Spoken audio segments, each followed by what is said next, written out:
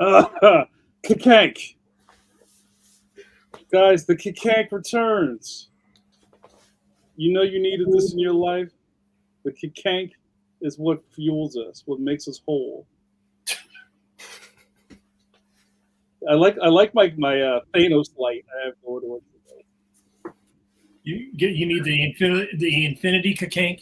That's why I come through the times portal or something. Pencil to pencil is inevitable. Guys, welcome back.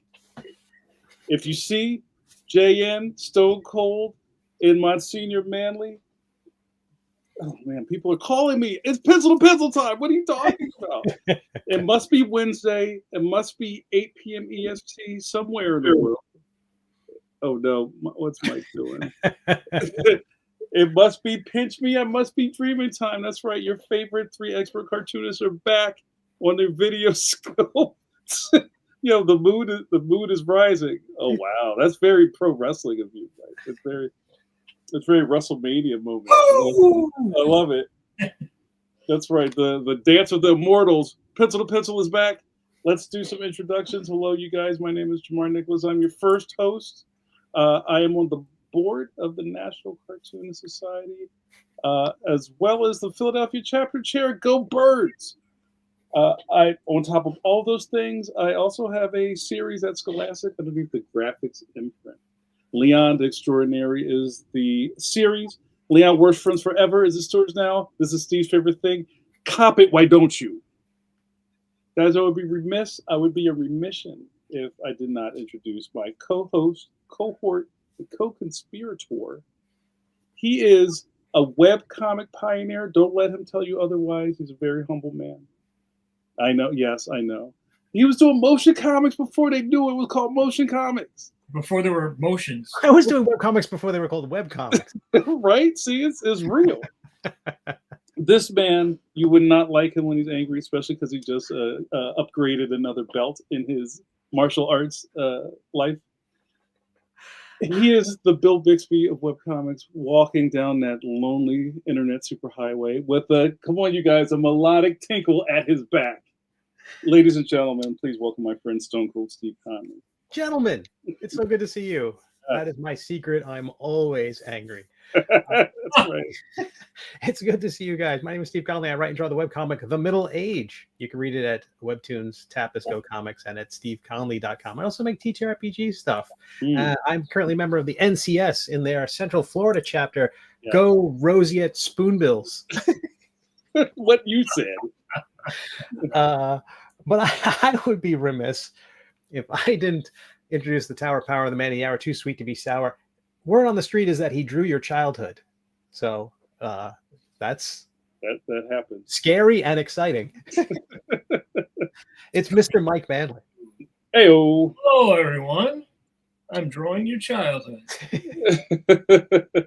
Hello. I am a over 40-year veteran of comics and animation and illustration and abbreviation. And I'm also a member of the National Cartoonist Society. Go Cartoonists! I love it. This is fun. Mike, Notorious JRD is acting like he's never heard melodic tinkle at his back. That's been our call sign for at least. Sometimes you have to pay for the melodic tinkle. Yeah, yeah, it's extra.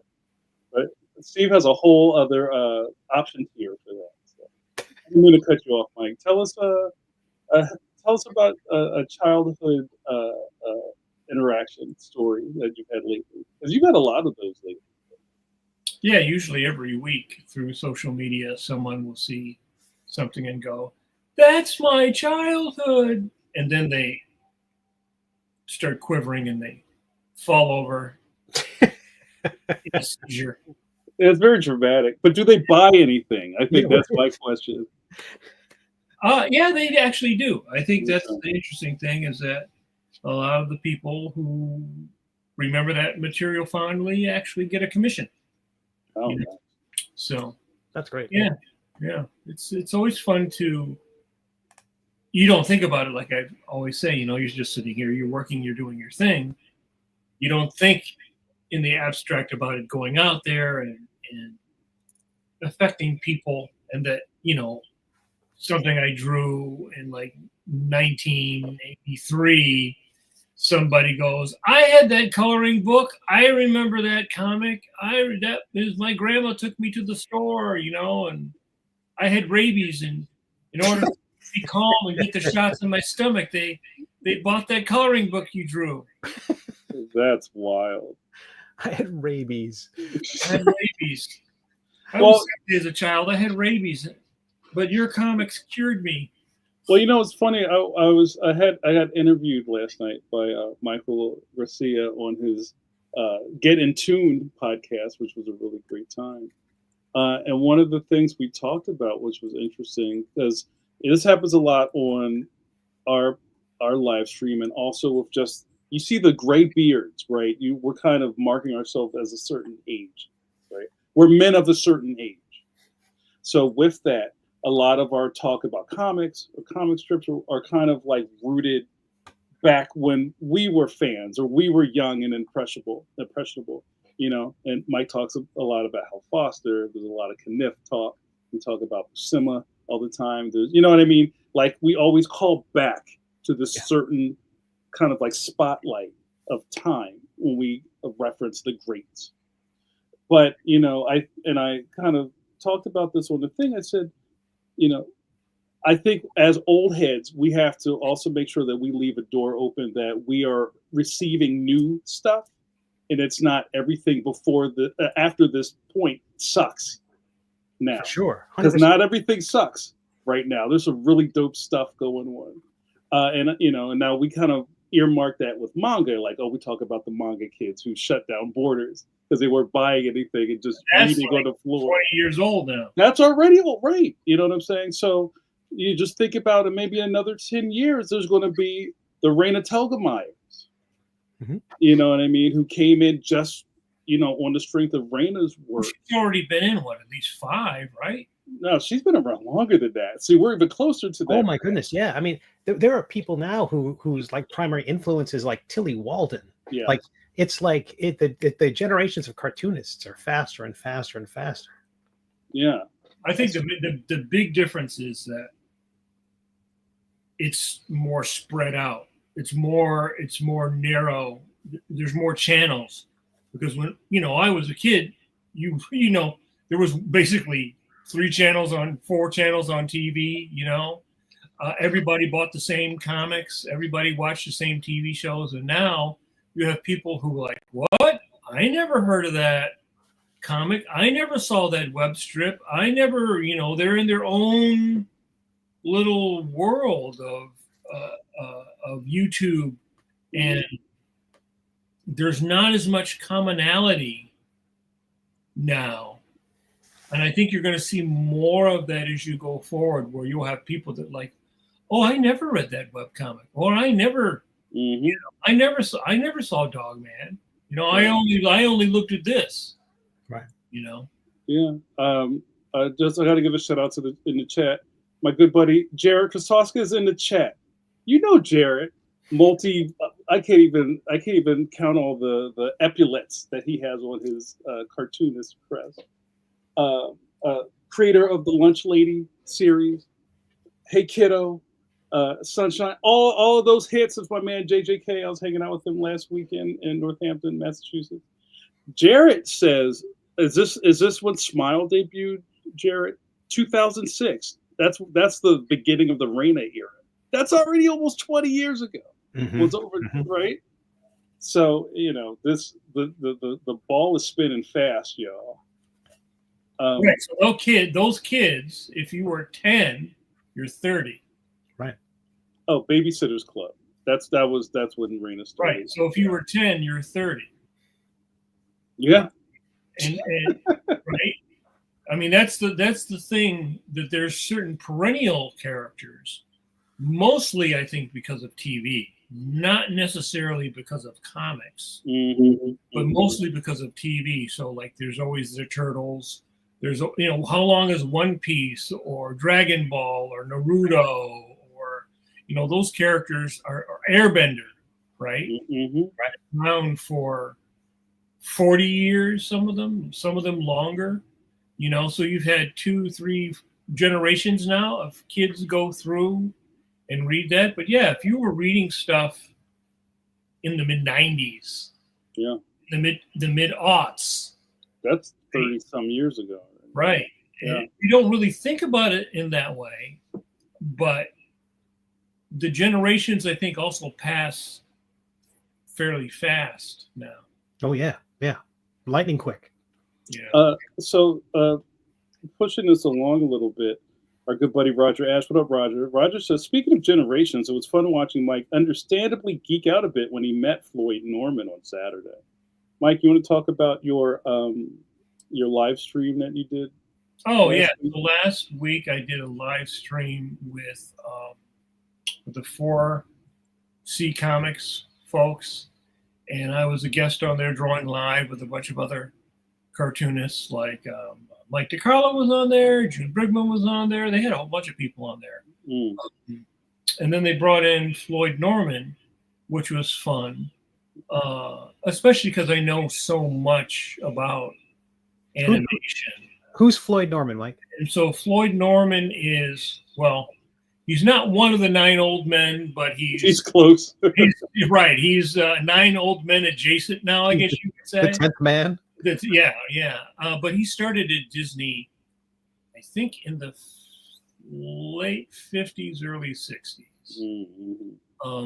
And started out, as most people do, you start out as an assistant, and then you work your way up. I mean, animation is like a really, like you said, that time was a real journeyman, especially at Disney, a real journeyman process. So it was very interesting because I'm a big fan of that whole process and that era.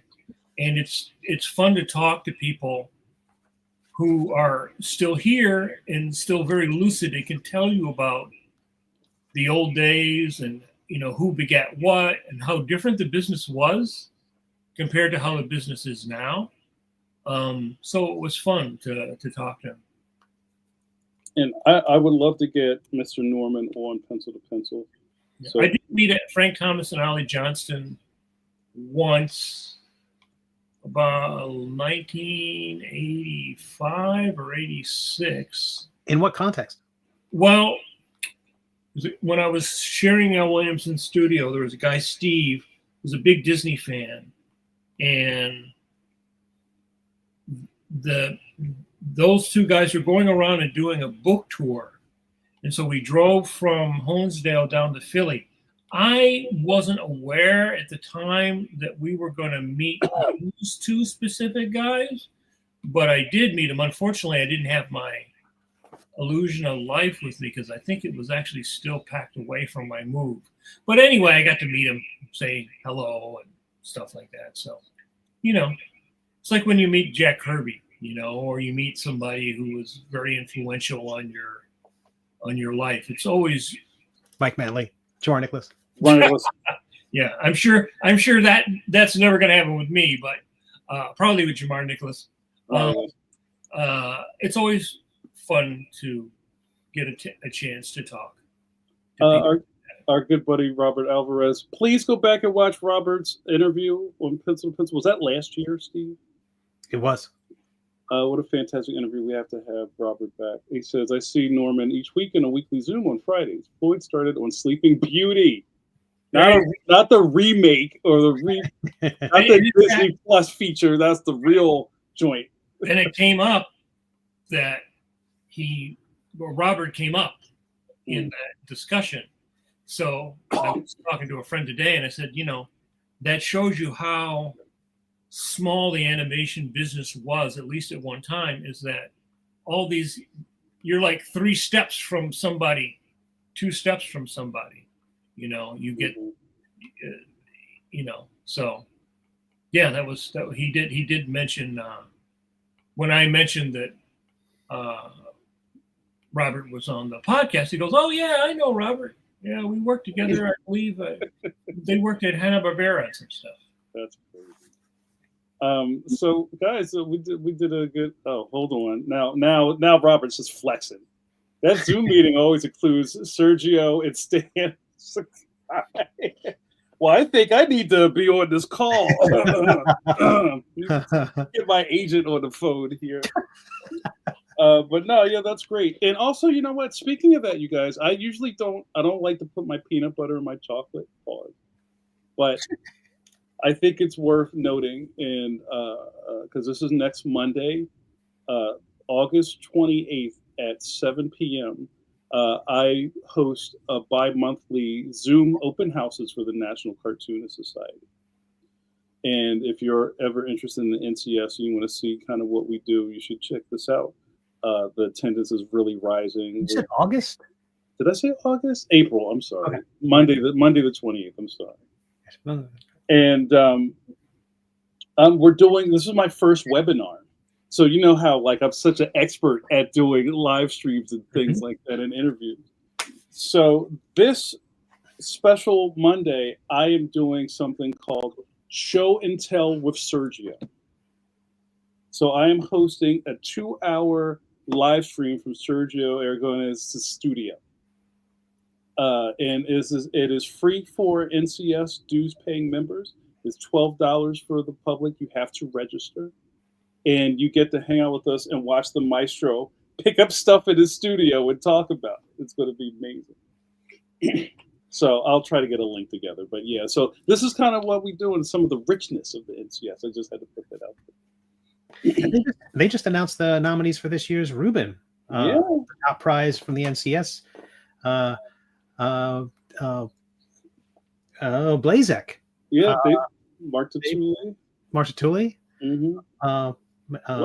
Dana Simpson.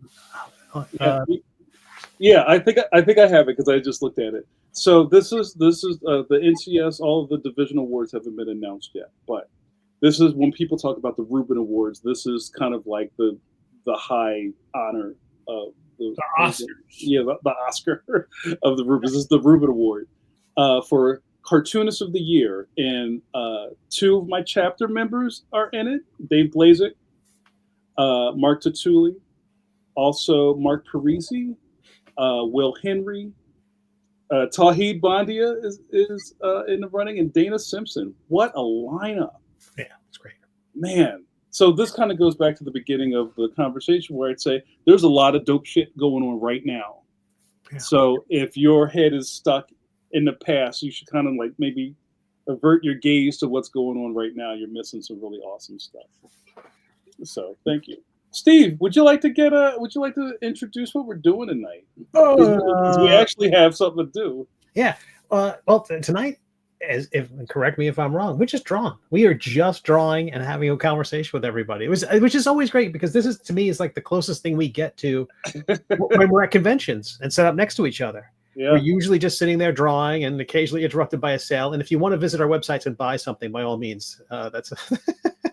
And can you watch my stuff? Because I got to go whiz. Yeah, absolutely. Honestly, that would make the experience much more realistic. But talking shop, drawing, usually a commission for somebody or whatever else we got working, or if we have no commissions. When I go to a convention, I'm bringing homework. Like if I'm not working on something for somebody, I'm working on a commission for a Patreon supporter, or I'm working on my next episode of my comic. So this is very similar to that experience. I think it's the idea was, let's just talk shop and give you something more interesting to look at than our face. Now here we have a couple of rules of engagement. That's right. Yo, what up? Good to see you. Shout out. We didn't really talk about this yet, so we don't really know. We haven't figured out what we're drawing. I don't know, Mike or Steve. How do you want to handle this? Are you just going to start drawing? You want to take? I figured Mike was working on his comic strips. We really get to watch him. Spoilers. I don't know if there's going to be a spoiler about the fandom is unmasked or he's naked running through the jungle. Whee! No, I'm just going to start drawing a sketch and seeing what comes out. All right, cool. All right, so we had that problem with my screen blipping or whatever it was. So right. So this is kind of how we're going. Eternity Forever says, "Draw one of your fridge girls." That's, I don't know if you guys see this, but the Philadelphia Flyers mascot Gritty, which is like, man, he's so synonymous with this city. there's this great meme of he's like laying on a swooning couch, and it says, "Draw me like one of your French Johns." It's so good. So we were a little late getting on because we're trying to get our tech together, and it's all right, baby. It happens to everybody once in a while. Give me a minute to warm up. So we have Mike on a second camera, and you can see his lap board, and we're still working on Steve. Right. And I think I can share my screen, and I'm going to be drawing in Clip Studio Paint. So, we've done these things before and are always a little tricky. We're going to try to maybe highlight some people from time to time as we go. I'm going to be checking the chat as we go. We're going to be answering questions as we go. So this is just kind of like a hangout with your boys, and we're gonna cartoonist party is what I used to call it. Yeah, at Mike's dining room table with just a lot of paper. Shout out to Harlan, good to see you, bro. All right, so now, Steve, do you want to try to work on your tech again, or I think if you guys want to have yours live stream while it's working, and then if I suspect mine will have to just be inserted every. No pausing. It will have to be pause. Come up full screen every once in a while. We'll just do a shared screen as if I were just sharing the device, and so that's fine. It doesn't have to be a live doodad. Okay. Yeah. Go ahead. Currently, I was working. I didn't know what exactly we were working on, but I had the latest episode of The Middle Age on my Procreate document. So we'll see if we get this to work. Okay. And I just feel like this is all being held together with duct tape and bubble gum. So for sure. So I don't want to say, I feel like I have a short. And look at that. There you go. That's fantastic. But we can remove that and focus on Mike. That's what I'd say. No. I kind of have like a little short in my Huion. Like I think my cables are a little loose. So every time, because I have my thing on an ergo arm, and every time I move it, it kind of. Oh no! And then it comes back. So I think it's almost time for a new device. But the contact is loose? Yeah. So I don't know. Hey, Arik, it's good to see you. Man, we have all types of superstars in this chat. And guys, I want to say, as we kind of get started and get this figured out, I'm very, very happy and proud to, kind of celebrate this channel. Like, we're not the biggest channel, whatever, but, we have a really loyal community. It's how we use it. Yeah, that's right. We still going with that theme. It's the motion in the ocean. And we say all the time, our chat room is lousy with professionals. Right? It's great. Hold on. So what else? Juan just got spotlit. Was that in the NHK article? Yeah, that was awesome. The Japanese news channel on YouTube. I think we shared it on social. Yeah. It's awesome. Yeah, and Juan had a great interview with us. That was this year? We had Juan. Was it last year?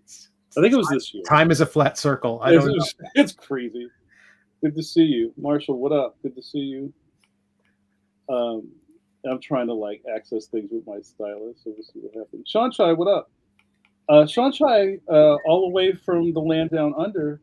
See how international pencil to pencil says, are you all right-handed?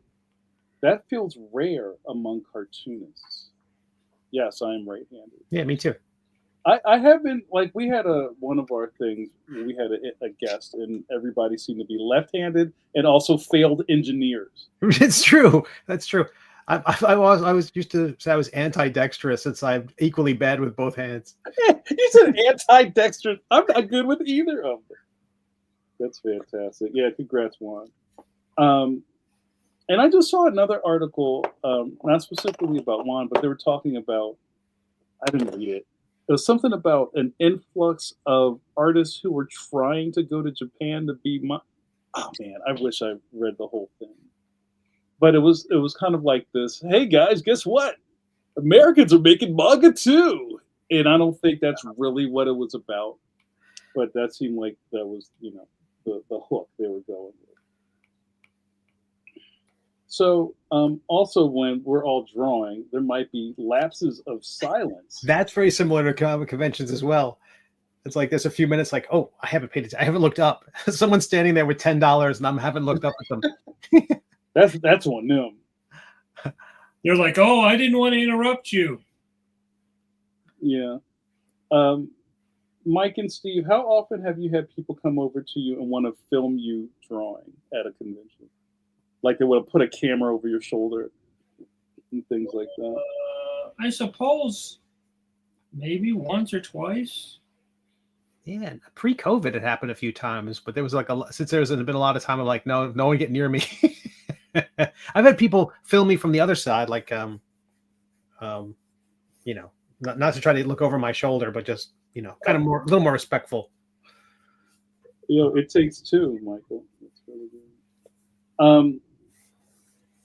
Also, this is funny. We came up yesterday on my interviews. We were talking about how when you're set up at a comic book convention and people come by and just tell me if this happens to you guys. People film your table. Like they want to, they take pictures of what's on your table, or run a video camera across your table, and they never speak to you. They don't ask you nothing. They just kind of silently are like recording you. And then you have to. We gotta have words. You and I, we gotta have a conversation. I wonder about that sometimes. Like, is someone? I mean, I never see a blog post about it. Are they? I mean, I always wonder sometimes, is someone going to be selling bootleg merchandise, or are they just doing recon for some reason? But I think that turns into one of those things that you think you're supposed to be documenting, but you never do anything with it. Oh, yeah. You know what I mean? Like, what are you really going to do with this video you just shot? Nothing. Mike, Chris Lopez says, love your old school drawing board. Mike, would you like to tell the lore on your lap board? It's a very famous lap board. This lap board was given to me by Al Williamson when I shared a studio. And this board is a board that he had all the way back in the 50s when he was working on EC. So this board... Holy hell. Yeah. So who knows all these stains and marks and everything, all this battle damage on this board. That's great. Wow. And I love that, there's a lot of history in just the supplies we have. I'm sure all of us have, something that was given to us by someone else or handed down, or, I still have my mother's light box from the 80s that I use. Oh, that's great. You know what I mean? So shout out to things. Does it get hot? Yeah, I had to get it rewired at one point. Were your parents very supportive of you in your art career, Jamar? My mother was, and that was kind of it. Because my mother was like a creative, and she did a lot of stuff, and she was always kind of on me to be professional with the stuff that I was doing. So, I even talk about this when I do talks with families. It's great to have That's Nice Dear refrigerator parents who like to take your work and stick it on the fridge, but they don't know what they're looking at. My mother's advice to me was like, your work is dirty, not like in theme, but like, why are there fingerprints all over your paper? You got to keep your work clean, or put it in this thing, or don't ball it up. But that kind of stuff. And I think if I didn't have that, I probably wouldn't be, in a lot of ways, I probably wouldn't be where I am. How do you mean? Well, this is interesting. I've been having these thoughts over the years about what Racist. kind of about crazy thoughts about support systems. And I think it's great, especially in the era we're at. If you have young people around you or whatever, please encourage them, because it's hard enough as it is, right? But I think in a lot of our instances, and we've had a million guests on this show, and a lot of people's stories are always about some kind of like super fixation on wanting to do this stuff, right? But we don't really hear the stories about people telling you not to do it. And that's usually the other part of that story. Yeah. You know what I mean? Like, oh, you should be a dentist, or you should go into the family business, and Herbie, Jamar, you need to be a dentist. A dentist. You're And like Yukon Cornelius, yeah. tasting the gold in the snow. Ooh. Right. So, I talk a lot about resistance and what that does to somebody. And resistance doesn't have to be, somebody physically standing in your way. It could be a girlfriend who's just really annoyed that you never spend enough time with them. And after a while, that kind of Or a wife. yeah, well, right, and that kind of that slow drip against the rock starts to eat away at you over time. And I think it's kind of in a lot of people's human nature for you not to succeed, because that's scary, right? If you've never met anybody who was actually doing what they wanted to do for a living, it's scary to say, oh, this is the path I want to take. Well, I don't know anybody who's an artist. You can't do that. You know what I mean? Or you can't be that. So anyway, what I'm getting at is I feel like more often than not, and even especially in my life, I had to be really bullheaded and stubborn to do what I was going to do, with a lot of people telling me I can't. Well, you really have to be that way anyway, because someone is always going to be telling you that you can't do it. I mean, I talked to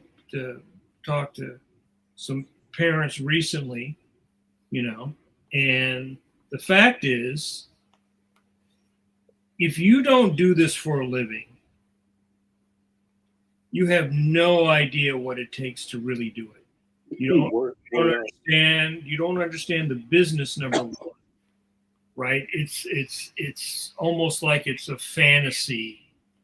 It's like saying, I want to be an actor in Hollywood, or I want to be an astronaut. It's really unrealistic to most people. But there are really very specific, concrete steps you have to take. Everybody's path is a little bit different, but you're all basically heading in the same direction. I just had a talk at the Moore Expo with a couple of parents who had young kids, right? And I was like, well, you don't need to go to college to draw comic books, because I didn't go to college to learn how to draw comic books. And most of the people I know who do comics, especially people of my generation, most of them did not go to school to do comics. Mm-hmm. And the greatest cartoonists, JAMAR NICHOLAS, they didn't go to college they all came up through the apprentice system, and they practiced and they drew. So if that's what you want, now if you want to go to college, there's certain colleges that are worth going to, there's certain colleges that are not worth going to, but you really have to do the exploration, which, if you're going to be a doctor, and I said that this week on my Facebook, when people are going to be a doctor, everyone knows that there's a very specific path and things that you have to do to be a doctor. Right? You got to have good grades, all kinds of stuff. But if you say, well, I want to be a cartoonist, people go, okay. Oh, I guess you take some drawing lessons. People really, they don't know. This age of YouTube, people still don't really know what you have to do. So, but Mike, when we have these conversations, and this is what I love about all of our friendships and us, shop talking, because we're just talking, right? think we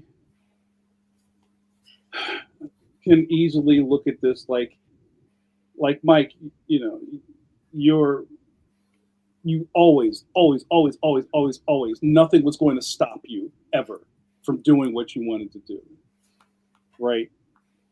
There's a lot. You're a really strong tree that has deep roots that's not going to get knocked over in the storm. But let me stop you right there, though. There's some shaky leaves out there. Right. But even though I was very determined, I was also very studied about what were the particular steps that I had to take. Mm-hmm. Tried to be very realistic. I tried to read articles by people. I tried to go to conventions and talk to any professional I could to get real information, not speculation, not like, one day I'm going to be on Broadway and I'm going to be, I'm going to be a star. I'm going to be a star. Yeah, no, you have to, like, what are the skill sets that you need to be a professional cartoonist? If you're working for Marvel, it's different than if you're drawing something for a newspaper strip. And you have to know what those things are. It's easier to know those things today than there was, but still, most people don't know. They have to sort of come across it. So for a parent, like I said, everybody knows what you have to do to be a doctor. Mm-hmm. If you got shitty grades, you're not going to medical school.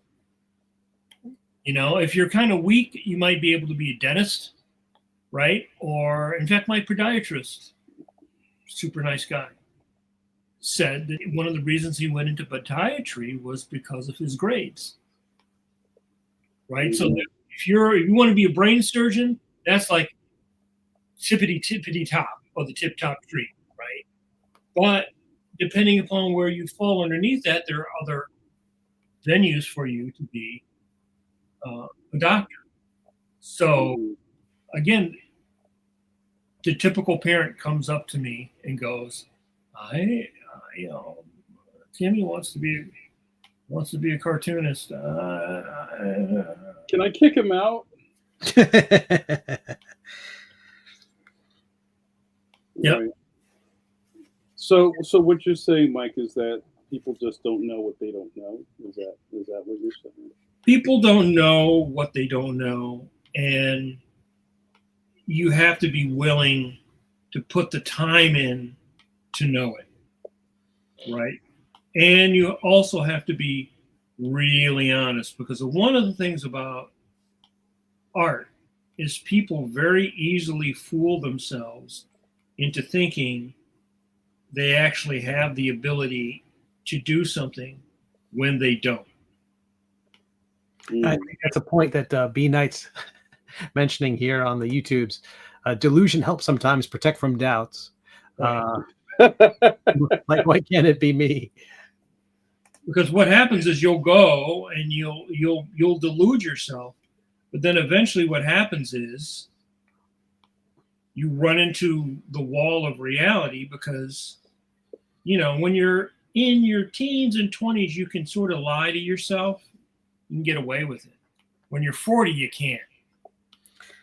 Oof. Right?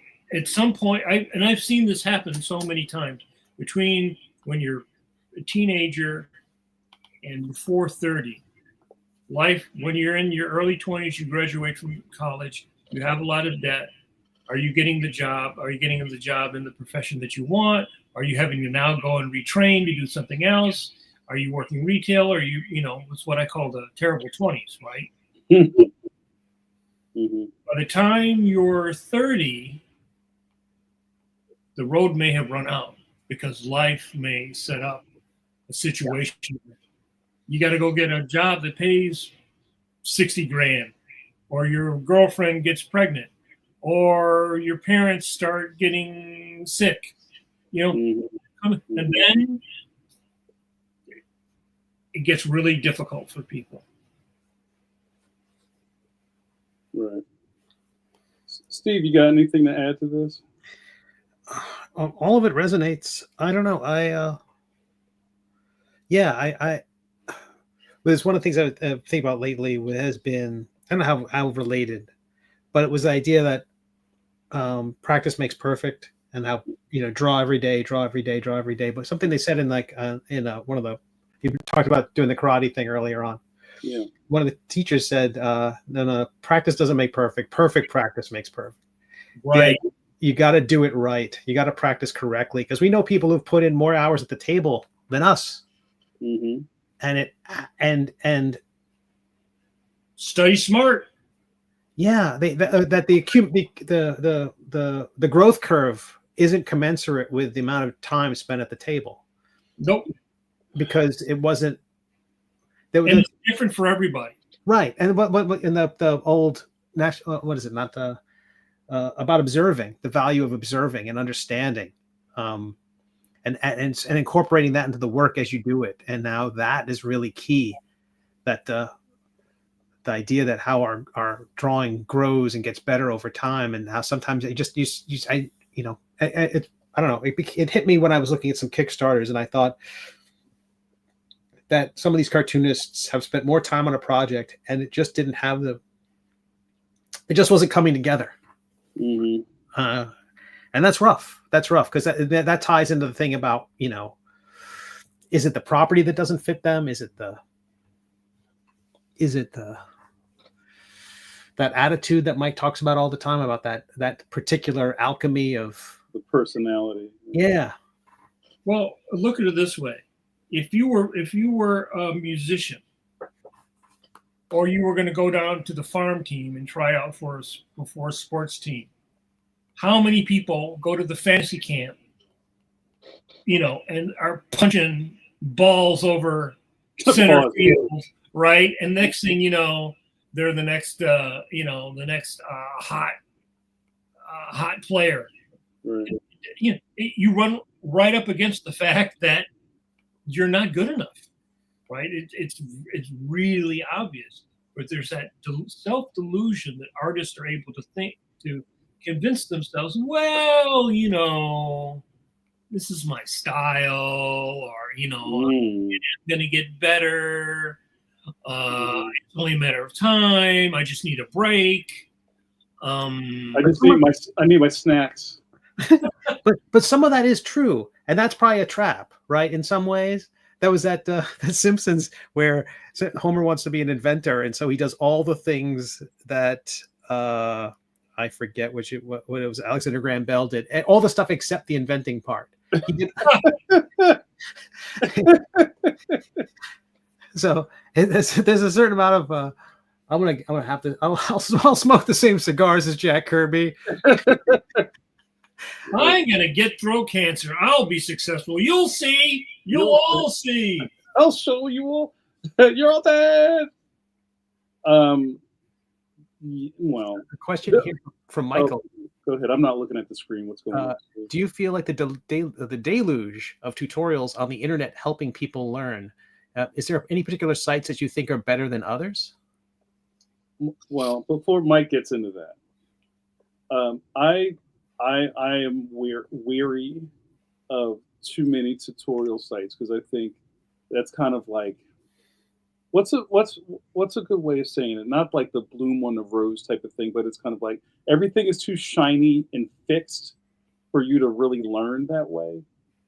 Well, that's not how you learn. Yeah, you know what I'm saying? Like, it's, unless, and this isn't the question, I'm sorry, I'm not answering the question, but it's kind of like, we talk a lot about how when people get addicted to watching other people solve problems, right, without showing your work, really. Like, it's like, well, let's watch Jim Lee draw Batman on this live stream. And then once you turn that off, you don't know how to draw Batman. No. You know what I'm saying? Yeah. But you kind of think you did. You know what I mean? It's like a weird osmosis thing that's not really happening. So the other thing is, Jim is probably not discussing the principles of what he's talking about, or what he's drawing, right? Mm-hmm.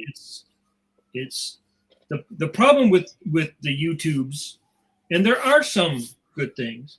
The thing is you don't really know. The amateur doesn't really know. It's really easy to be influenced by something that looks finished or flashy, right? And people are impatient, so they like the one where everything's sped up. They're drawn really fast. Well, you don't, like, you are seeing me draw now in real time, and you're seeing me think and consider and change.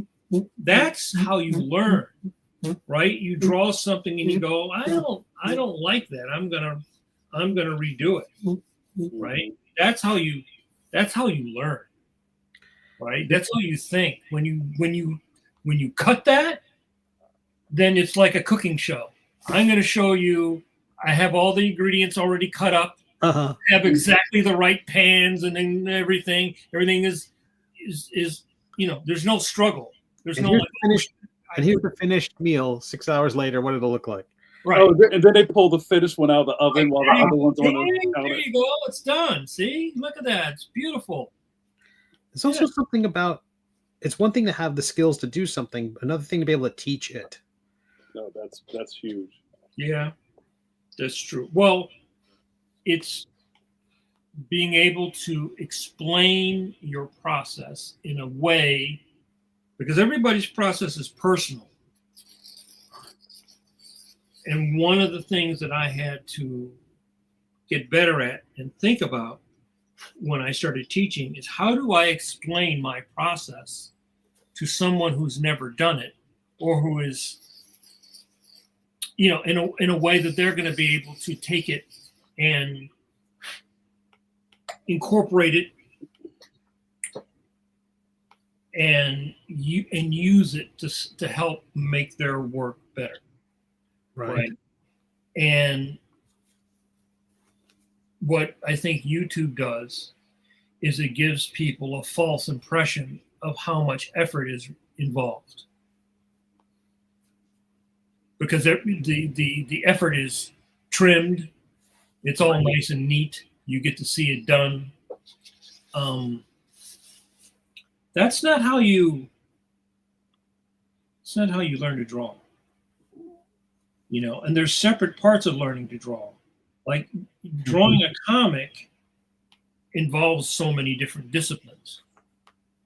Storytelling, anatomy, perspective, rendering. There's all these things that you have to learn. So, we all kind of learn it cobbled together, but sometimes you might have to just do something like work on drawing heads, work on drawing drapery, work on drawing hands. You got to break it down into like a very specific tasks.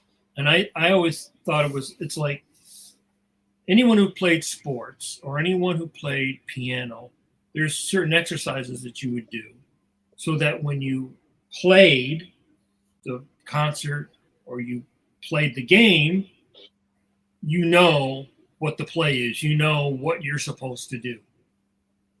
And the only way that happens is you practice, but it's also smart practice. Right. If you're gonna play as a team, you have to practice as a team, and everybody has to do their part. Everybody just can't run on the field and do whatever the fuck they want. That made me laugh. Yeah. People don't think about it in that way. So, I know Jeffrey Watts had a good channel. Some of the Proco stuff was good. Oh, Proco. I know Steve Rude does some stuff now. I notice he's doing some stuff on his. I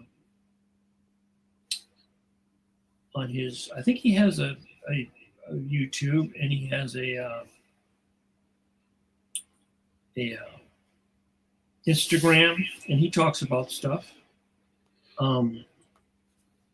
And it depends upon where you are on your skill. There's stuff that's might be too advanced for some people, so they've got to just learn how to like draw a head in construction, right? Just they have to learn how to do this, have a center line, right? And draw through. Right. They can't even do that part yet. They sort of like start drawing like a little kid, where you just draw and the drawing sort of builds from that, right? That's how we draw as kids. But in order to do more complicated stuff, you got to learn to think about it in that other fashion. And that comes down to practice. And if you like to practice. Yeah, I had a channel, my YouTube channel. I focus mostly on the marketing side because I never felt comfortable trying to tell anybody else how to draw or any of that part of it.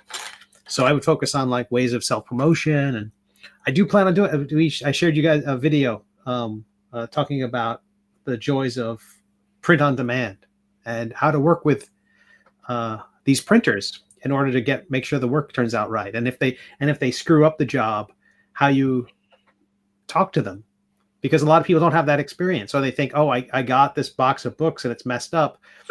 And the first thought a lot of people have can be pretty, well, there's disappointment when you open up a box of banged up books or not best quality books.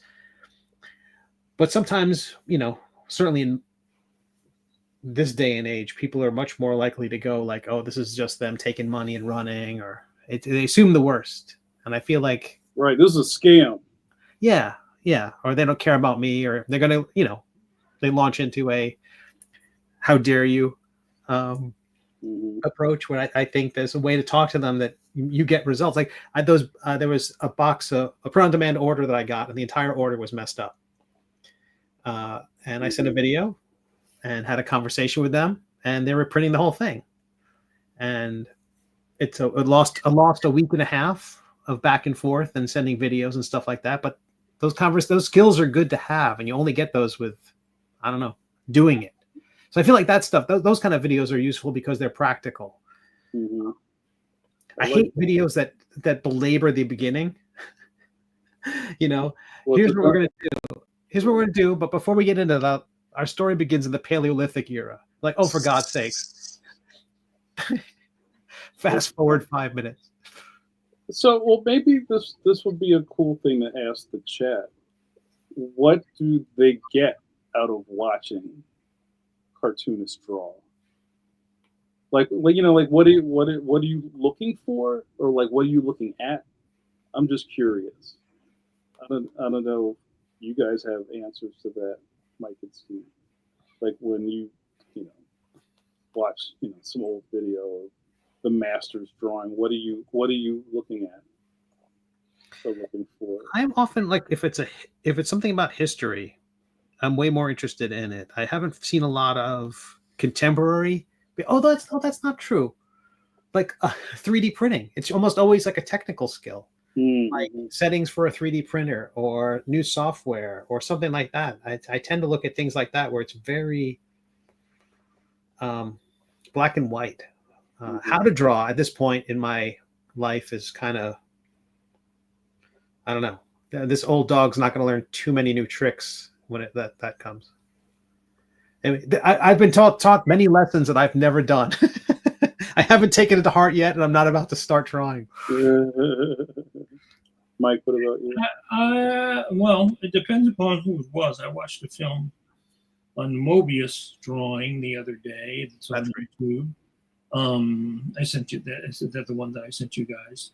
So for me, when I watch a person like that, I'm looking at not necessarily their technique always, but their thought process. From here to where do you start? How do you work around? Right. I learn more. I mean, I love watching people draw because it's fun, but I learned a lot from watching Villagran work. I learned a lot by watching Williamson work, how they held their pen. Ricardo inks with a brush, but he holds his brush not like this. He would hold his brush straight up and down. Yeah. Right? He would hold his brush like that. And I learned watching Al how he held the pen further back, and that allowed him. If you're doing like this, you're tending to do like this. Mm-hmm. If you hold it further back, you're using more of your arm. Therefore, you're going to get nice sweeping strokes. I do remember several times seeing Nelson Shanks, a very famous painter who passed away a couple of years ago. He lived in Philadelphia, and I'd gone and seen him paint. And that was very educational because he's looking at the model and he's got his canvas here. And what was very obvious to me when you watched him is he would look, mix something, look, make a stroke, wipe his brush, maybe clean it, looking, make a stroke. So if he spent 3 hours painting, he spent 90 minutes looking, thinking, and then Right. Now, when you watch a painting video, you watch a lot of these things, you do not see that. You do not see the artist looking, observing, thinking, mixing, boom. And it wasn't like boom and then like blah, blah, blah, blah, blah, blah. He was making decisive. Yeah, he was when he sees something important, only when he saw what was important. Not a lot of messing around. Well, when you're painting, you're looking at something that's very complicated. It may be something very subtle, and you're deciding, how do I make that statement? Am I going to make it bold? Am I going to make it, So I learned from watching him look and think, and drawing is thinking, painting is thinking. So I'm drawing the thing here, and I'm thinking, and I'm thinking, and my thinking is a little interrupted because we're doing this. Right. Sure. This podcast. So it's like when I would do demos in class, like I'm doing here, I had to think and then make my decision, right? In drawing is thinking, because cartooning, something like this, is pulling upon stored knowledge, interpretation, what's in my imagination. There's no thing, there's no real person like that. So I'm going upon my influences, I'm going upon my impressions, upon my memory, influences of, the thing by artists who drawn him, who I admire. JAMAR Nicholas. So I say it's all about studying smart. Just scribbling the same little anime head over and over and over and over and over and over and over and over is not teaching you how to do anything but do that kind of drawing over and over and over. You need to look at real things. You need to, even if you want to do something that's cartoony, you have to understand the principles. There are principles of cartooning that work.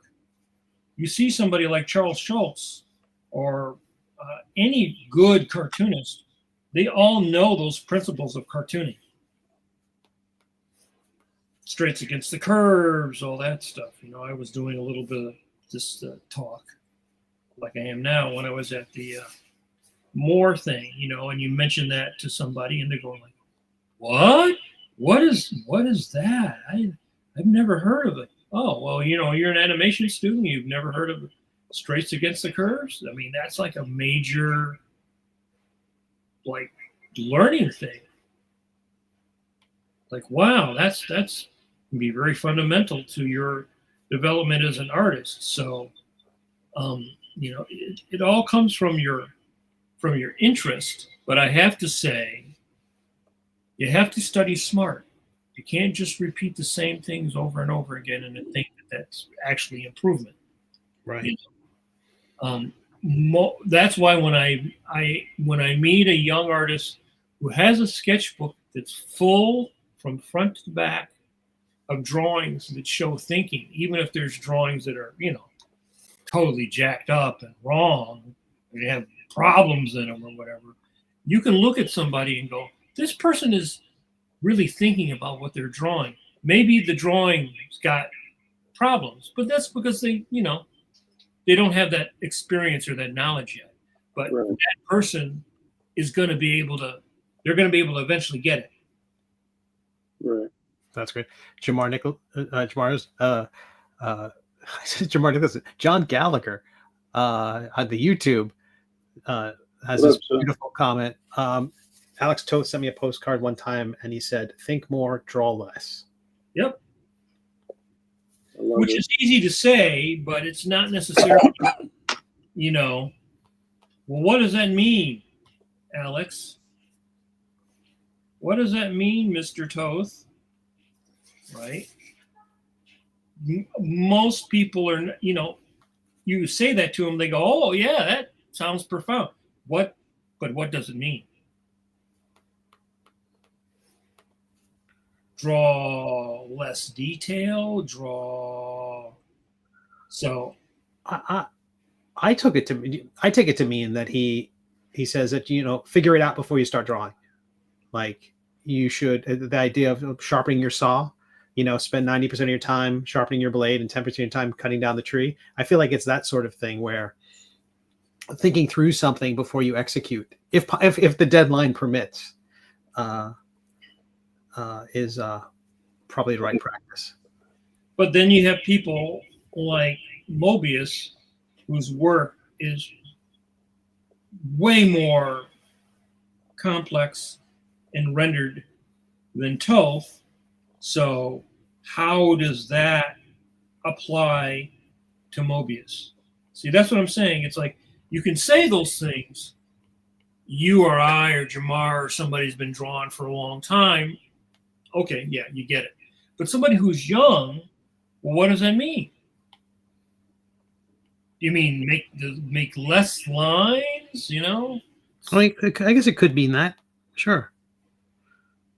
But what if you don't want to make less lines? What if you like a very John Severin, highly detailed style, or Mobius, or a lot of people, they have very illustrative styles. It's not wrong to have an illustrative style. I just realized I'm wearing my seeing glasses. I should have my drawing glasses on. And John added his take in the context of what Toth wrote. No amount of added detail can save a bad design. Well, that's true. But that's actually better than think more, draw less. Because that's actually a very specific step, right? Like bad drawing with rendering, which everybody loves rendering. That looks so real. That looks so good. Yo, that look real. How long did that take you to draw? Oh, it's so quote unquote detailed. Right. But it's just ornament.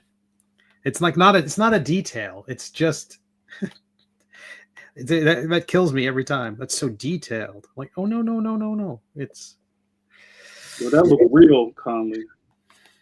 That look real stone cold.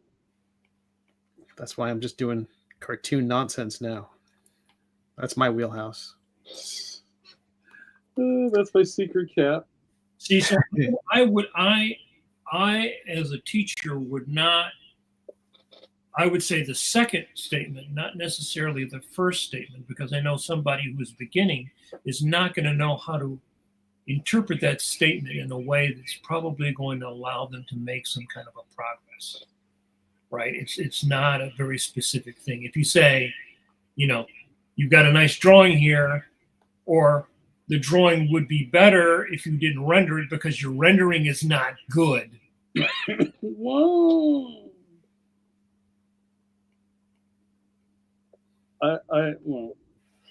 I like it. I think I like it as a. But I understand it's not practical. It's not. I don't know. It's a thinker. It's not going to be one that you. I don't know. You're not going to draw that particular page better, but it might make you a better cartoonist since it's such a good principle to have. Right, but again, I always gauge what I tell a student by their age and based upon the sophistication of their work, where they are, right? I try not to necessarily make blanket statements when I'm teaching people individually. I try to assess where they are and give them some good general principles, right? Because I know if I say less is more, well, that sounds smart, but the average young artist is not going to. Well, what does that mean? I like more, and more is more, right? And there are many people whose careers are based upon more. Why would I do less when I could have more? Right. Now, in animation. Oh, JAMAR. Is more. There you go. Thank you, people. In animation, more because of the process of animating. So you can't have more. You have to have, so what's there has to carry everything, right? You can't do a lot of rendering and, halftones and all that stuff, right? So it has to carry. Everybody's like, I just want to watch Mike draw the thing.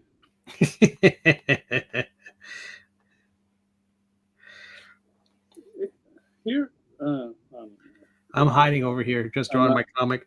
I'm not gonna. I was gonna start talking about something, but I'm not going to. No, go ahead. What? No. Oh no, I think about the times when people like myself or even Stone Cold Steve Conley, who kind of made names for themselves drawing their own stuff,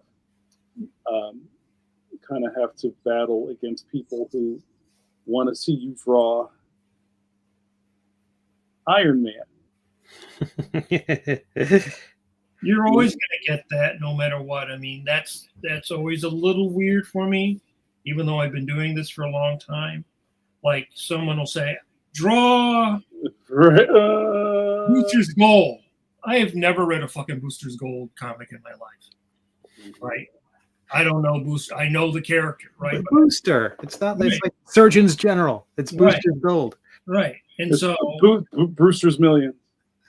I know that there are people who might be a huge fan of that character, not me. So right, they're not a fan of you. They're a fan of that character. Right, but I get it because you're like the Magic Machine. Can you draw Lobo? I remember the connection. Lobo fighting Green Lantern, right?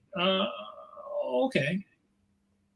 There's also something about seeing. I think it's also fans of yours, Mike, have always wanted to see you draw this character. Like they always were waiting for Darkhawk to have a crossover with Moon Knight or something like that, and they really want to see your Moon Knight. So I can imagine cutting them some slack, but for the most part, they just Booster Gold's their favorite character. Right. I totally get that. I totally get that. What I'm just saying is that sometimes it's sort of weird because they will request a character, and I'm like, I didn't even know the character, or B is like, I never read a comic book with that character.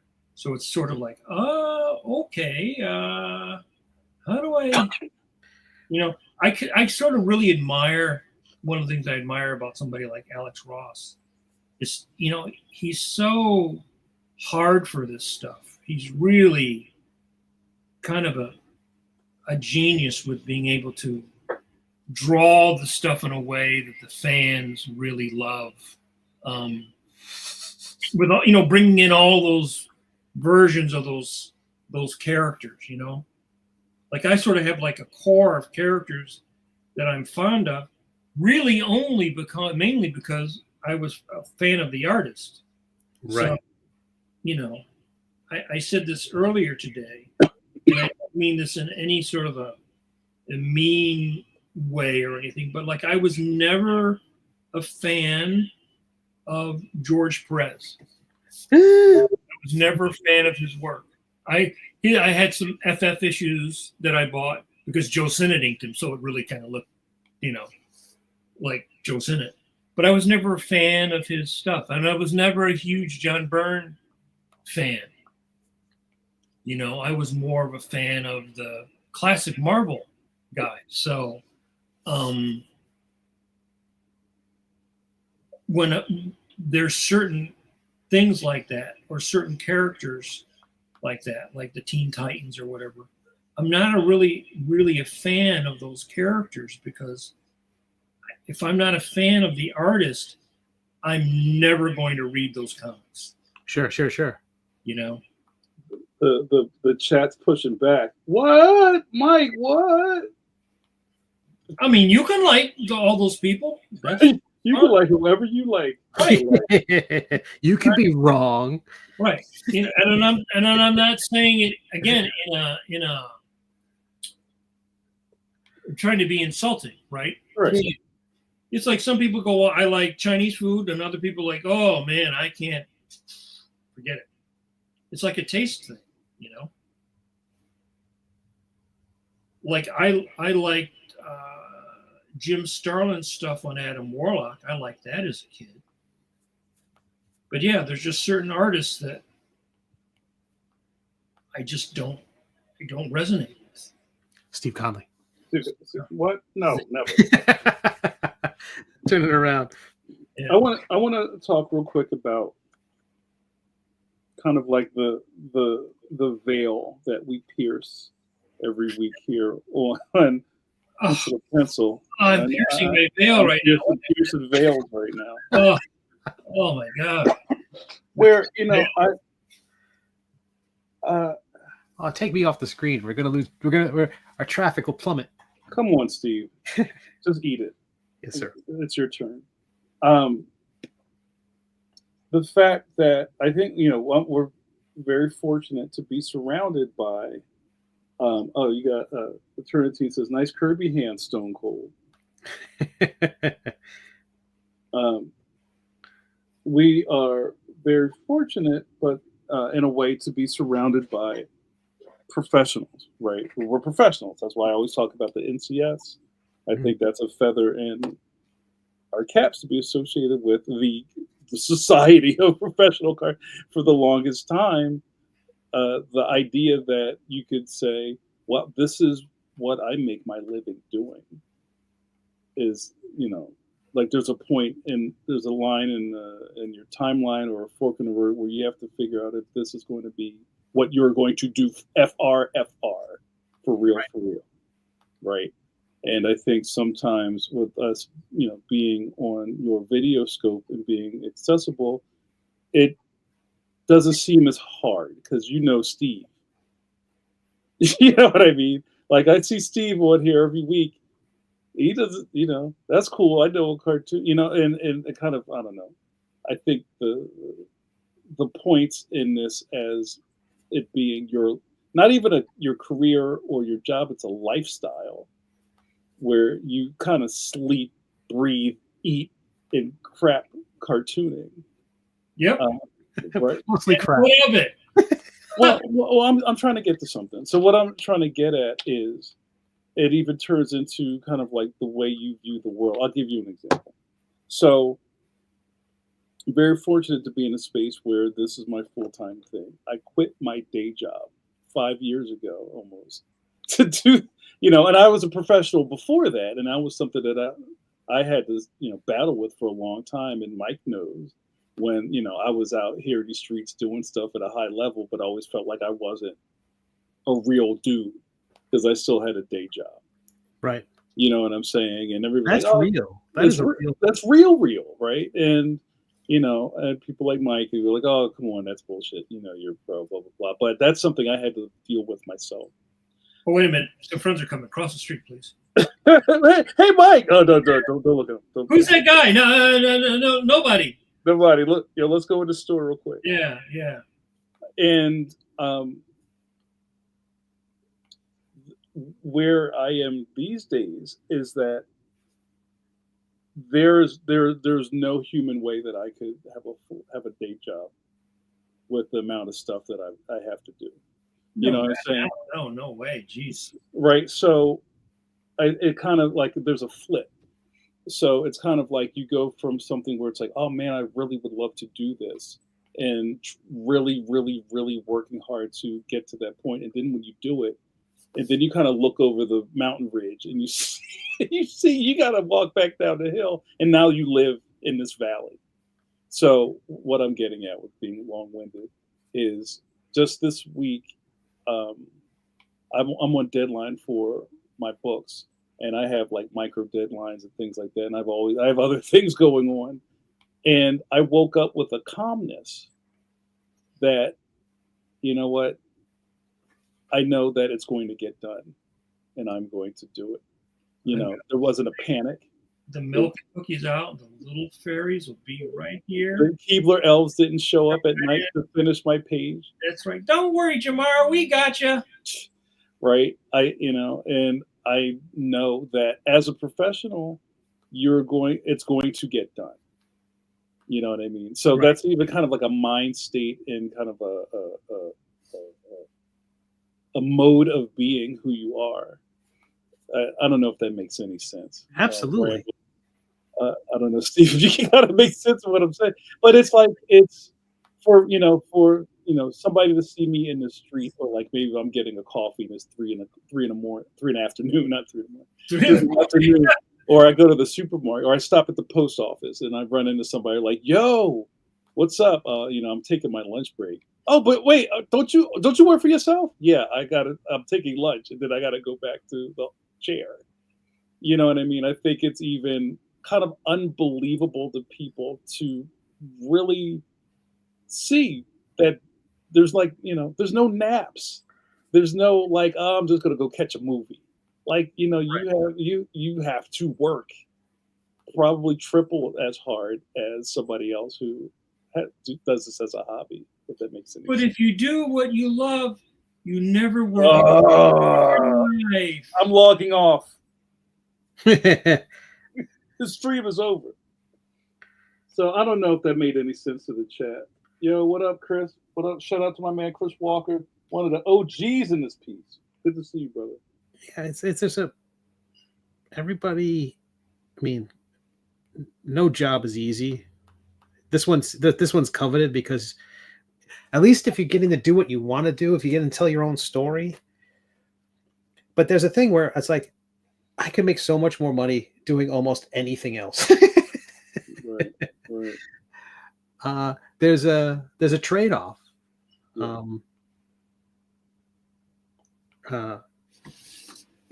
I get to,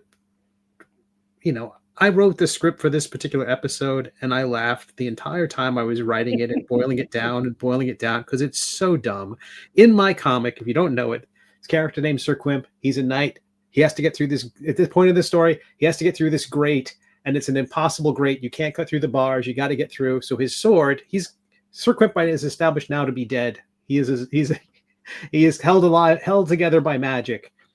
His sword decides to have the zombies basically cut him up and slide him through the bars in pieces. And so now we're seeing our hero who's been slid through the bar in chunks to be reassembled. And the dialogue is so dumb.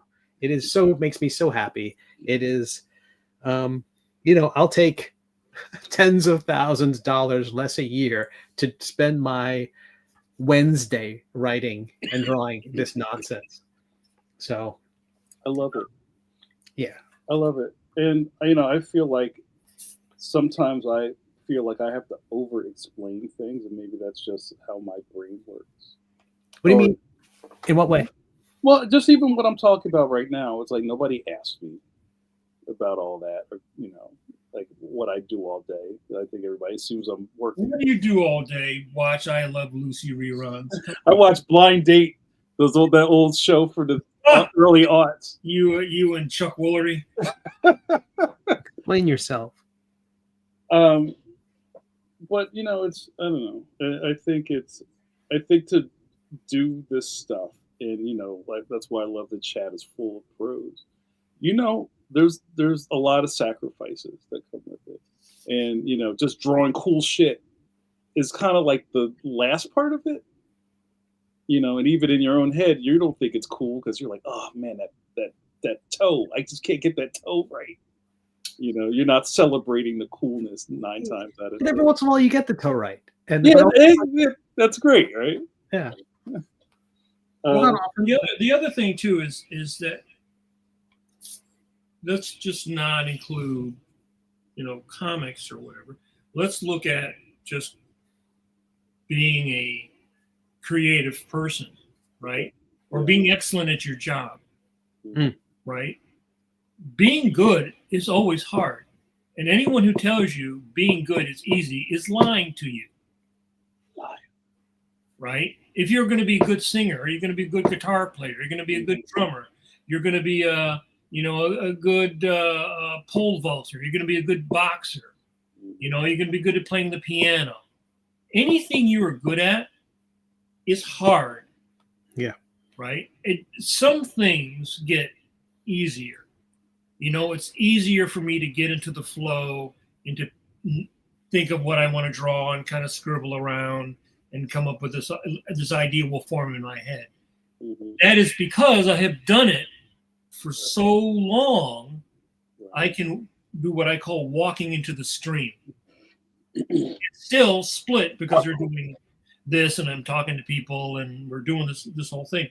But if people tell you, oh, it's just so easy, they're lying to you. It's not easy. It's all especially if you care about it, it is not easy. Right. Right. If they tell you, oh yeah, don't worry about it, man. You got this. They're lying to you. They're not being truthful about it. Because if you really care about it, it's always going to be hard. And I think the thing is what I can say is that the little things for me sometimes are hard, not the big things. When you're younger, you make these big, giant steps. You're growing and growing and growing and growing and growing. And sometimes just to push the rock up the hill 2% more, make something a little sweeter. That is hard.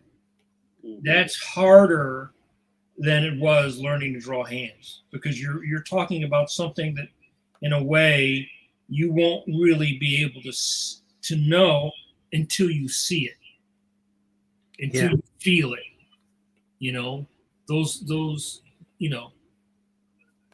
the big steps in the beginning of your career as an artist are actually easier than what I'm talking about. Sorry, I'm all over the place with these cameras. I think we somehow confused the thing to not know what to put on here. Okay, so we have a question from Bear Edwards. What up, Bear? Bear says, off topic. There's no topic here, Bear. What are we talking about? Off topic, but have you guys seen the American Masters episode on Spiegelman? Nope. I have not. I will check that out for sure. There you go. There's your answer. I'm not a big fan of Mr. Spiegel. What? No, I'm joking. Yeah. And I think that's also cool that there's so many voices that you don't have to be a fan of everything. And also because you're not a fan, that doesn't mean that you hate it. Right, but that's kind of the world we live in, where people just assume your dislike means hate. Yeah. This dial's set to evil. Yeah. No. No, I'm not a big fan of. I have Mouse. I read Mouse. It was. I realize it's an important work, but no, I'm not a big fan of his work in general. And I would much rather look at a special on Robert Crumb. Oh, I think there's a new Crumb thing that just came out. There's a new book. Yeah. I think there might be a little bit of a documentary attached, so I'm not sure. Yeah, I just like hearing how, the kind of the struggles, because no matter what, every cartoonist has to deal with a certain amount of headache, and it's all very relatable. Maybe not always relatable, but usually relatable. Dealing with some sort of deadline or some editor or some challenge. It's very interesting you said that about the feeling of being a cartoonist and belonging, because we were talking about a cartoonist's work recently, and I think they had a comic, and they were specifically talking about feeling belonging in a group of other cartoonists. Oh, right. Yeah. There was a moment where I think it was when it might have been the Eisner nomination, it might have been the Ringo nomination, where I don't know, it changed, and heck, Patreon and Kickstarter support. Those things combined to kind of make me feel like I owned that title. Like I can apply for the National Cartoonist Society because I'm actually, at that point I felt like a cartoonist. There was a certain amount of, and it wasn't financial success. It was more like, I don't know. I wasn't faking it. And do you feel like, and I've always battled against that phrase, "fake it till you make it." I just don't like that phrase. Yeah. But is that how you were feeling about stuff? Like you were kind of trying to trick people into believing you were a cartoonist? No, not me. I wanted to convince myself. I was like, I could speak to a room full of people on web design or about graphic design. I taught college courses in Photoshop and Flash and taught and lectured at big events. But you put me in front of a room full of cartoonists, and I was immediately I felt like the lowest person in rank in that room. And at some point, I don't know. I think I felt more comfortable with my work. A lot of the imposter syndrome just kind of wasted away. It was always competing with myself, not with anybody else. Excuse me, sir. Why are you here? The shrimp tray is not going to refill itself. Exactly. I don't know. Maybe everybody. That's sort of a super popular thing. The imposter syndrome. I think it's a little overplayed sometimes now. What does that mean? Well, I just sort of think that it's natural to have doubts. I think that's just natural. I think anybody who is good has doubts. And I think if you lose that, you become so secure, so confident and secure, then you become a hack because you go genius.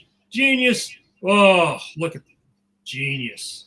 Chef's kiss. Right. I wouldn't say that I had imposter syndrome, but I know when I drew Batman, because some of my very favorite artists, most influential artists, worked on it. It's like, I suppose it would be like if you were a pitcher, you're throwing heat against Babe Ruth or Mickey Mantle or somebody, Hank Aaron, right? So which is funny because when I got to ink Gil Kane or somebody like that, who I absolutely adored, and was a huge influence upon me as a up and comer, I didn't have that feeling. Not inking, but I had that feeling when I was briefly when I was drawing. But then you get in it, you get over it, you got to do it, I'm sure people who are actors and they're suddenly you hear all the people talk about working with Brando. Oh my God, I worked with Jack Nicholson. You hear people say the same thing. So I just think it's probably natural, and it's actually a good thing because if you feel that way, then you're being honest and you probably do better work.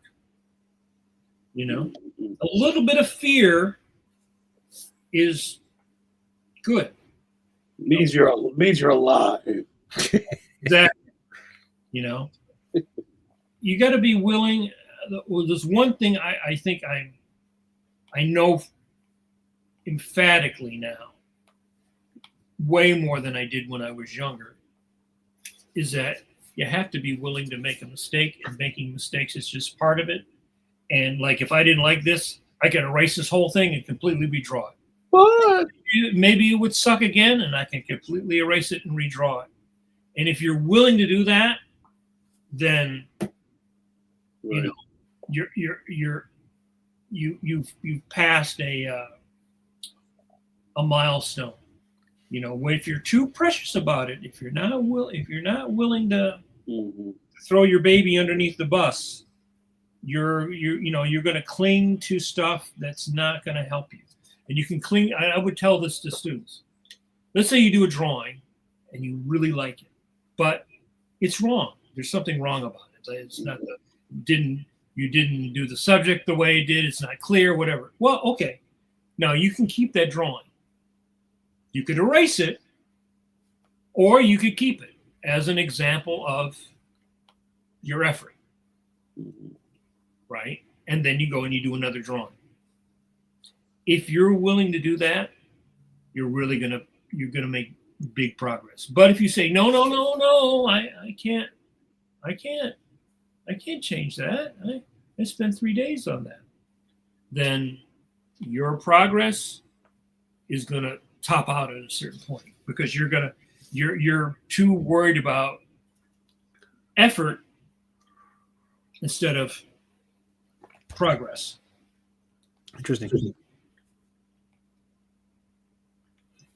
I learned, one thing about teaching, I have to say, teaching taught me, trying to teach other people how to do what I do, taught me about what I do, because I had to think about why I did it and what was working. And when you take the 20 people all trying to solve the same problem, but each person's coming from a completely different level and ability, right? Some people make real common mistakes. There's a sort of a core of common mistakes everybody makes.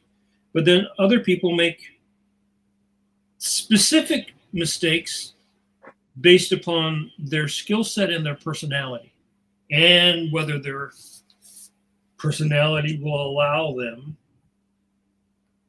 to kind of be a little bit brutal, is what I say. There's some good stuff going on in the chat. Yeah, what's going on in there? What tell me? Sean Chai says the issue is our tastes develop faster than our skills, so our work never measures up to our standards, and we feel like we're not improving because we don't realize we keep moving the goalposts. Yeah, that is kind of true. I think I kind of agree with that. Yeah, someone said like your eyes are older than the rest of you, and so you can see what's wrong, and your hands are always trying to catch up with your understanding.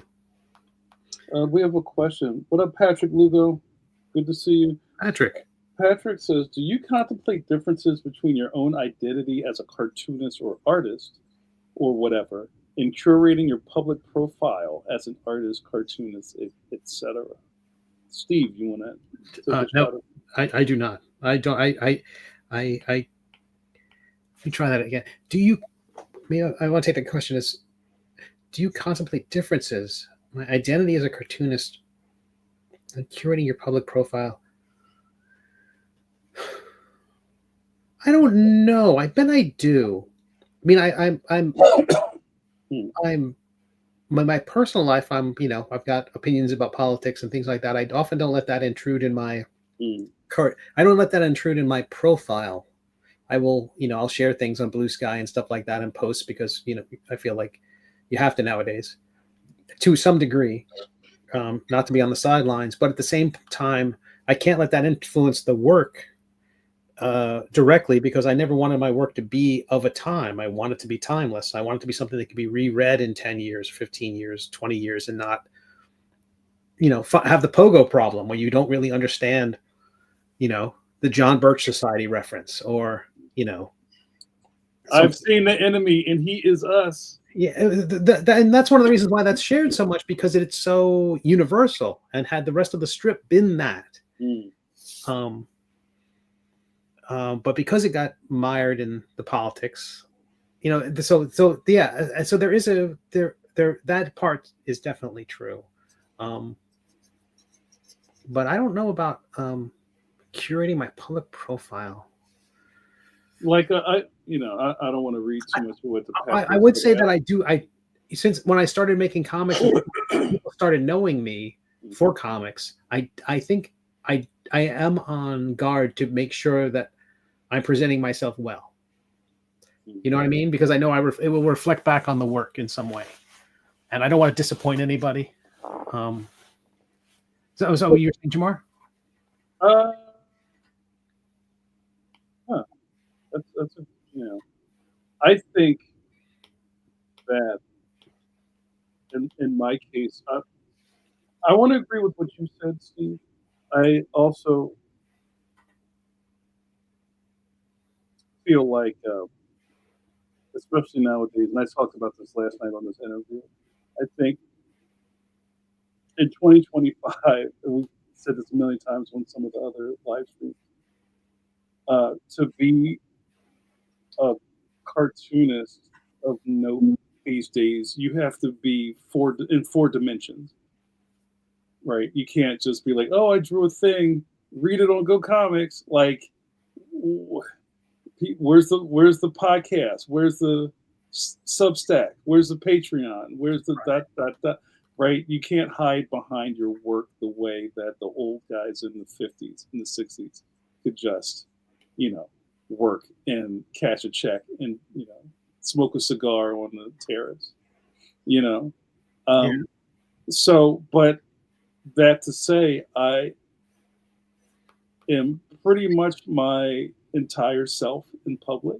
There's things that I'm, even though I'm like on everything, I'm still pretty private. Like I don't talk about, everything. And I also don't let people know my moves because that's just how I grew up in the city, but I love being a professional and being, I say it every week on this thing. We're experts, and I want you to know that.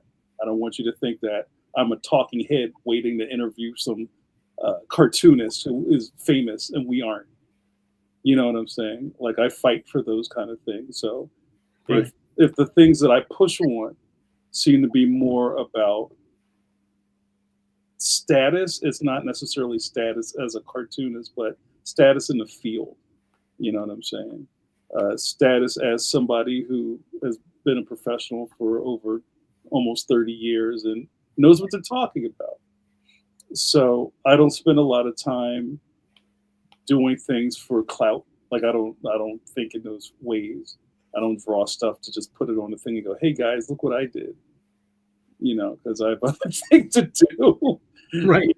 You know what I'm saying? But I understand how that can be really complicated for young cartoonists. They're trying to serve a lot of masters at one time, and you don't know what matters to you yet because this stuff changes so fast. What happened to my live journal, Steve Conley? I was pouring my heart out on my live journal in '99. You know what I'm saying? So I don't know if I'm answering this to a good degree, but I also know that with us we have reputations. And I rep my city a lot. I talk about Philly all the time. When I go to other places, oh, I'm that Philly guy, and there's something to that. You know what I mean? So I know that I'm not going to, get into a fist fight in a bar. You know what I mean? Because it's like, who does that kind of stuff? But also, I have a reputation to uphold. Well, remind me not to pick a fight when we go to the bar the next time. And also, like you add another thing that I work with children. Right. You know what I mean? And I work with families, and I have stuff that's, all ages appropriate. And there's things that I just, this is kind of like the blue hour if I have one. But there's also just stuff that I know just it isn't a good look for me. So, I'm not going to put myself out there in a place that I'm going to compromise myself. Does that make sense? 100%. 100%. And I don't know. I'm sorry. Go ahead. If a bad light on you could kill a project. Yeah. Yeah. So that's a really great question. How about you, Mike? I'm just me. You're just you, bro. I'm just me. I mean, people who go to my Facebook page, they see me. I don't have time to curate some possible second, third public persona based upon whatever. No, I'm just me. That's super healthy, I think. I don't have time to do it any other way. I mean, I don't really know. I'm not that important a person, so why would I waste that time trying to do that? I think I'm a fairly political person. My politics are on my Facebook. My politics are probably more on my Facebook than the other social media, because you can have a much easier, better discussion on Facebook than you can on, Instagram and Blue Sky. Those places are just sort of for putting up art. And you don't like my art, you don't like what I post, then hey, there's the rest of the internet.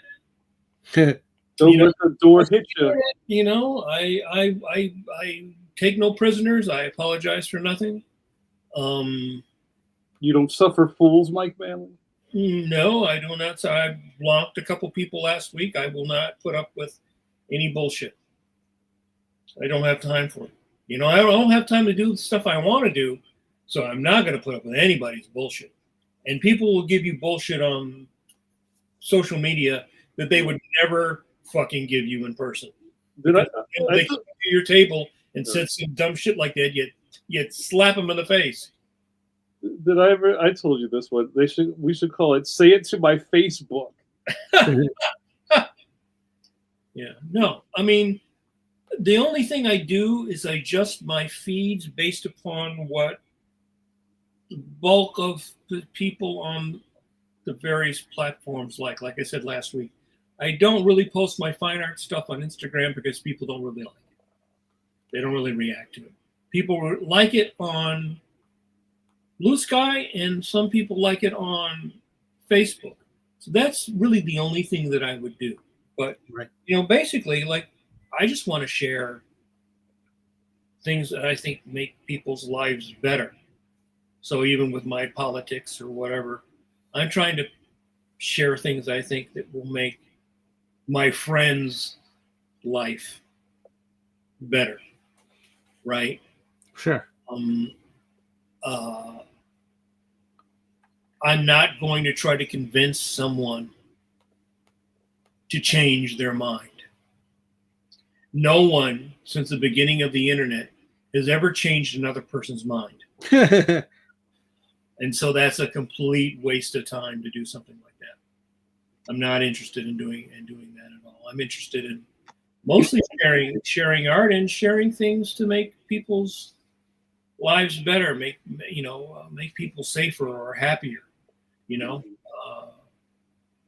so it's interesting talking about the use of social media nowadays, because social media is largely useless as a promotion platform. Largely, the common theme at both the gaming convention I was at in October and at all the conventions I've been to since, every creator has been like, I don't know how to get the word out there. I don't know how to get my name out there. I don't know how to get more eyeballs on my project. And so many of them said, well, you have to have a TikTok. You have to have a YouTube channel. All these things that are about, we talked about, being an artist, but not being a good teacher. Now it requires you to also be a good videographer, being a good having a telegenic presence, having to be a good public speaker. I mean, the list of, we talk about the hats. It's infinite hats, hats all the way up. Mhm. It's so much, and all of it just seems to be like. Can you imagine creating a huge audience on YouTube just to move your comic books? No, no. Wait, Very clearly, no. I mean, we talked about this before. Like, I got TikTok when it started, and then I was looking at what I was doing, and I was looking at what I'm doing, and what I'm interested in, and what I'm interested in sharing.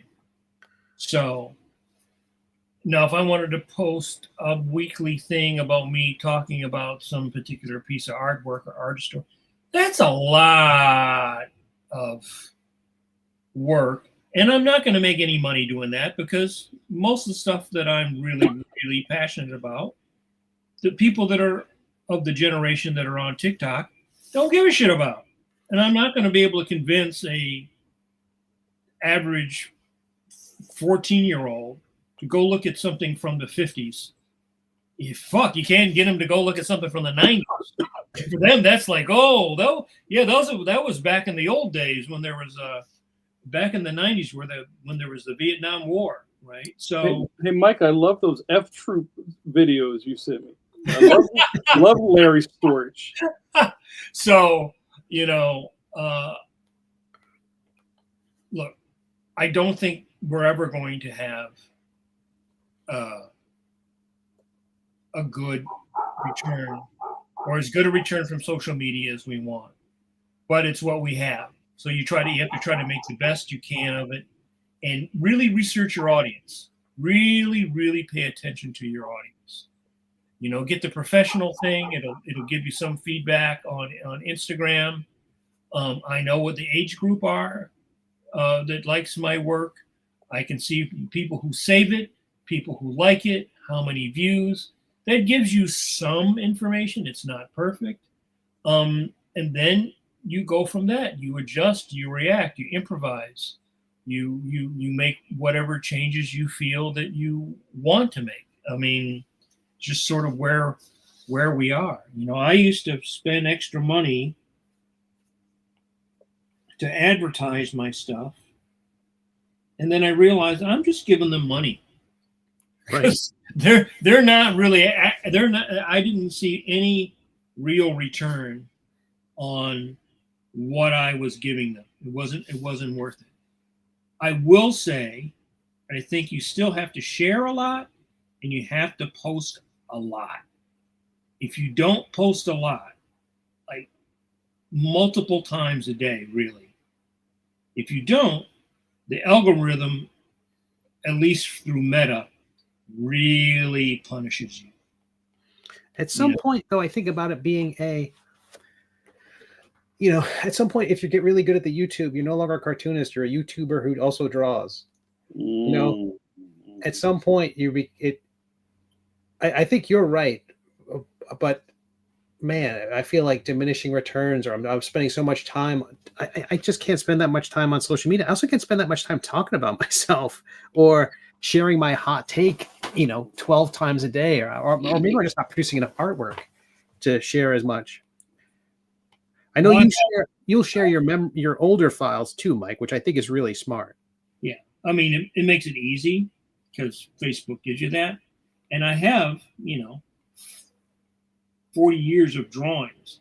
So all I have to do, like today, is go grab a stack of stuff and scan it or take a few pictures. So I can do that very easily. Smart. But if you're a young person, this is what I said the other day to my new mentee, is you have to embrace social media in the way that it is, because you can't change it. So all of the people who are going to hire you are on social media. In my case, my peer group is on social media, and all the young people that are being hired to go and scour social media to look for cool stuff for movies and comics and animation or whatever. There's people out there, that's what their job is, to go look at stuff. So you can say, I don't want to be on this because the old people are on it. And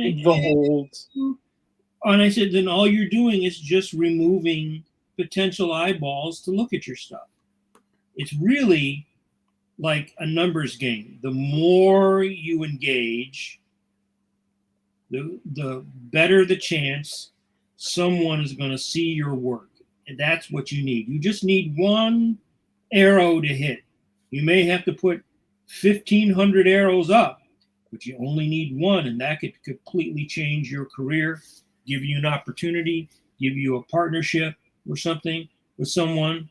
So that's my because what other way is going to work? People don't use the blue book. People don't use the illustrators annuals and stuff anymore like they used to back in the 80s. You'd spend all that money to put an ad in the book. That stuff doesn't cut, because the young art directors are not looking at that stuff. Everybody's looking at Instagram. Yeah. Yeah, word up. I say it's people will spend a lot of time trying to figure out reasons why they shouldn't do something, when if you just did it, it's done. You know what I mean? If you put up something today, it's done. Well, I mean, yeah, but there's also like, are you on TikTok? Me? No. Yeah, there's at some point, but I wouldn't fault you for that. I think there's just a certain amount of. I mean, I have it, and I did post a couple times, but I realized, like I said, I don't want to make. If I'm going to make a video, this is the video I want to make. I want to do a podcast where we can have a real conversation, right, back and forth with people. I don't want to just put up oh, look, I drew Iron Man's helmet. Look at the shine I made. That's not how I am as a cartoonist. Right. Right. That's not what I'm interested in. Right. I'm not interested in short form, 13 second, 15 second. That's not me. That's not what I do. That's not how I work. None of my work is about that. So why am I going to try to invest in that? Right. Right. Because nothing I do is like 15 seconds. Right. Speak for yourself, Mike. My approach is to think more and post less. That's what Alex Toth would have done. Alex Toth probably would be like Elvis and would shoot the internet with a shotgun. I want to do a kind of like a check down. It's 10 o'clock. So where are we at, you guys? What are we looking at here? I think we're probably. Oh my gosh! I think the landing gear was down a while ago. We might be on the tarmac already. I was going to say just one thanks, Mladen, for the amazing, very kind words about the Middle Age. See, when you're drawing, time just flies by. You don't even think about it. Yeah, word up. Thank you so much, Mladen. That's so kind. Cool. All right, we're going to start wrapping this up because got to get back to it. Even though I do love our live stream, got to get back to the board. Even though we spent 2 hours drawing, I have to go draw again. That's what I'm going to be doing. I just warmed myself up to go spend the next couple hours drawing. I actually think I got much of the inking on the next episode done. Let's do this every Wednesday. Steve, how's your Twitch channel? I don't do that as often. I found it was very distracting. It's very hard for me to work and talk to the audience. Yeah, it's hard, isn't it? Chat. Yeah, it's really hard. Mike, that's awesome. Poor Asbats got his ass handed to him by the thing. Nice. So I will finish this up probably in the next day or two, and then it'll be for sale. So if somebody is interested, you can contact me. That's awesome. That's what's up. Paul Pate, what up, Paul Pate? Paul Pate says, I post more and think hardly at all.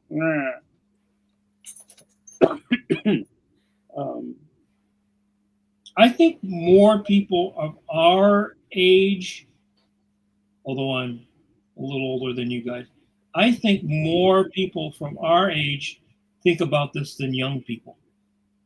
I see a lot more 30 and 40 and 50 somethings wondering, should I?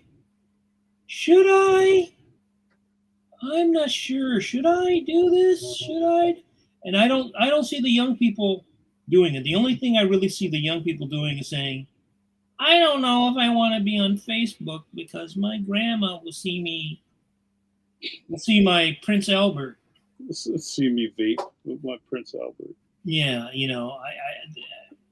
just talked to somebody the other day that was like, well, I just have it for my family. I don't want to.